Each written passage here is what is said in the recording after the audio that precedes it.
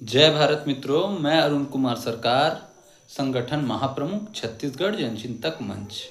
मैं आप लोगों के समक्ष एक विशेष मुद्दे पर चर्चा करने आया हूँ। दरअसल अभी हाल फिलहाल में घटे सोनम वांगचुक वाला जो मुद्दा है, उस पर आप लोगों के समक्ष कुछ बातों को रखना चाहता हूँ। दरअसल अभी 26 सितंबर को सोनम वांगचुक जी को उठाकर जोधपुर जेल पर डाल दिया गया है। और कोई मित्रों ऐसी वैसी धारा नहीं है, एनएसए की धारा है। ये वही सोनम वांगचुक है जिन्होंने क्लाइमेट चेंज पर काफ़ी रिसर्च किया। ये वही वांगचुक जी हैं जिन्होंने पूरे विश्व में भारत की ख्याति पर अपना एक स्थान बनाया है। इनको पूरे विश्व के लोग एक सम्मान के रूप से देखते हैं। उसी सोनम वांगचुक ने लद्दाख की जनता के लिए पिछले 6 वर्षों से आंदोलन पर आंदोलन चलाए जा रहे हैं। जब से लद्दाख को यूनियन टेरिटरी घोषित किया गया है, तब से लेकर अब तक लगभग 6 वर्षों का एक कार्यकाल रहा होगा। उसमें मुख्यतः 4 मांगों को लेकर सोनम वांगचुक को और लद्दाख की जनता धरने पर बैठी हुई थी।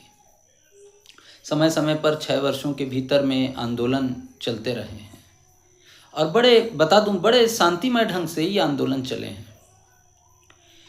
इनकी मांगे क्या हैं, आइए उसको भी सुन लेते हैं, देख लेते हैं। इनकी मांगे हैं लद्दाख को पूर्ण राज्य का दर्जा।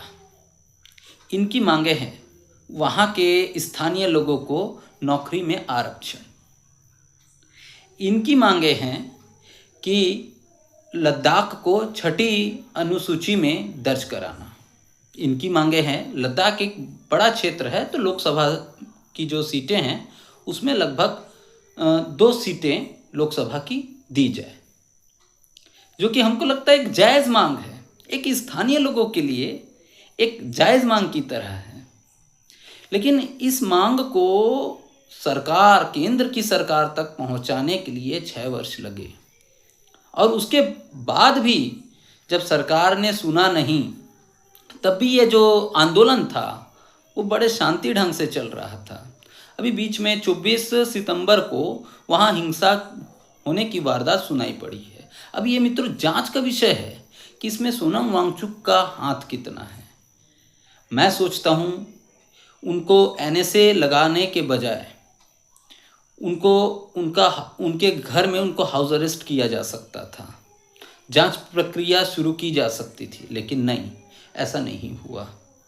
लद्दाख में सरकार ने उन्हें उठाकर जोधपुर जैसे जगहों में रखकर, जेल में भर कर उनके ऊपर में एनएसए जैसे गंभीर धारा लगाई गई। अभी मामला न्यायालय में चल रहा है। इसी कड़ी में जनचिंतक मंच ने महामहिम राष्ट्रपति जी को ज्ञापन पत्र सौंपा है।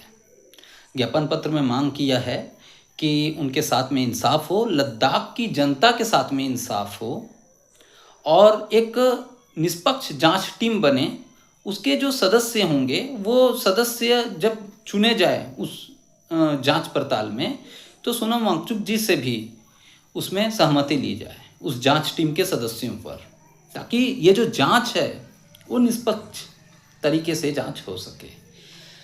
हमने इसी कड़ी में 12 अक्टूबर को छत्तीसगढ़ में जनचिंतक मंच समस्त छत्तीसगढ़ में अपने कार्यकर्ताओं के साथ, अपने समर्थकों के साथ 1 दिवसीय उपवास आंदोलन करने जा रहा है। मेरी आप लोगों से हाथ जोड़कर विनती है कि इस उपवास आंदोलन में हम सबका सहयोग करें।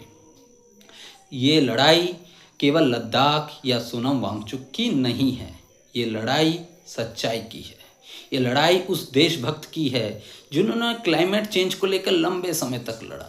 ये लड़ाई उनके लिए है जिन्होंने देश की ख्याति को बढ़ाने के लिए देश विदेश में अपना लोहा मनवाया, भारत का नाम ऊंचा किया।